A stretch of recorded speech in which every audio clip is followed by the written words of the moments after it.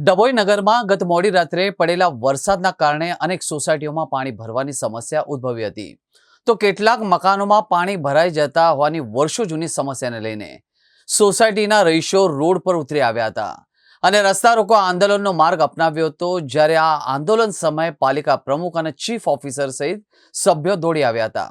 આ સાથે જ પોલીસ પણ આવી પહોંચતા જ લોકો સાથે સમજાવટ કરી મામલો ઠાળે પાડ્યો હતો અને પાણીના નિકાલ માટે તાત્કાલિક ધોરણે કાર્યવાહી પાલિકા દ્વારા શરૂ કરવામાં આવી હતી। ડભોઈ નગરના કોટ વિસ્તારની અનેક સોસાયટીઓમાં, જેમાં Ambedkar society, Uma society, Shivshakti society સહિતની સોસાયટીઓમાં વર્ષો જૂની વરસાદી પાણી ભરાઈ જવાની સમસ્યા છે।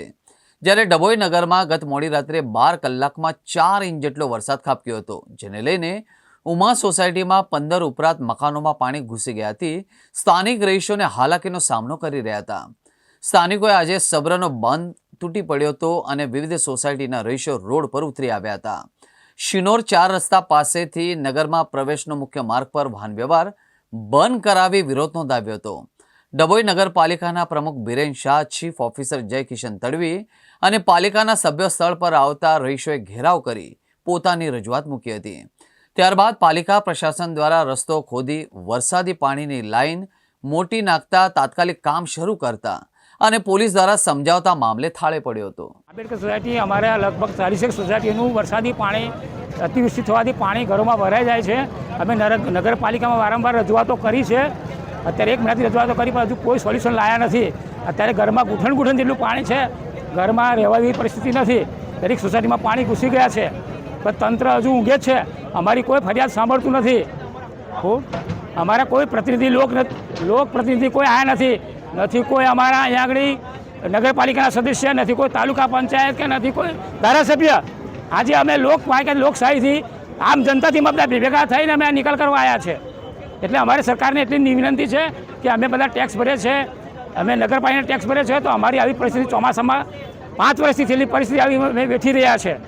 પહેલો જ નિકાલ થયો નથી, હવે અમે કાયમી નિકાલ થાય એવું અમારી નગરપાલિકા, અમારા સદસ્યો કરે, સરકાર કરે એવી અમારી માગણી છે।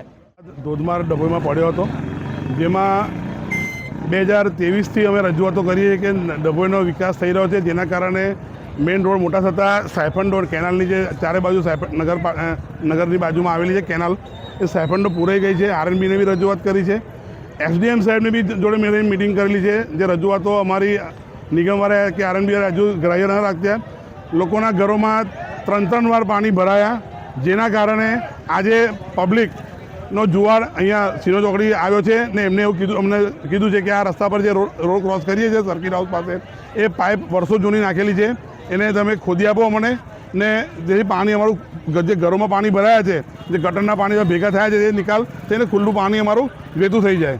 જેના કારણે અમે લોકોએ સીઓ સાહેબની સાથે વાતચીત કરીને આ જે પાઇપ છે ખોદાવીએ છીએ ને રસ્તા પરથી પાઇપ ખુલ્લી કરી ને પછી મોટી પાઇપ નાખીને એને વર્ષો જૂની જે પાઇપ નાખેલી છે એને મોટી નાખીને રસ્તો ખુલ્લો કરીને ચાલુ કરી આપે છે। એની સાથે જે રાઇઝિંગ લાઈનો કરંટની આવેલી છે એ જોઈને ડેમેજ ના થાય એ પ્રમાણે કામગીરી કરવાની છે, જેથી કરીને ડભોઈના અડધા વિસ્તારમાં પાણી અમે પૂરેપૂરા વિસ્તારમાં આપી શકીએ।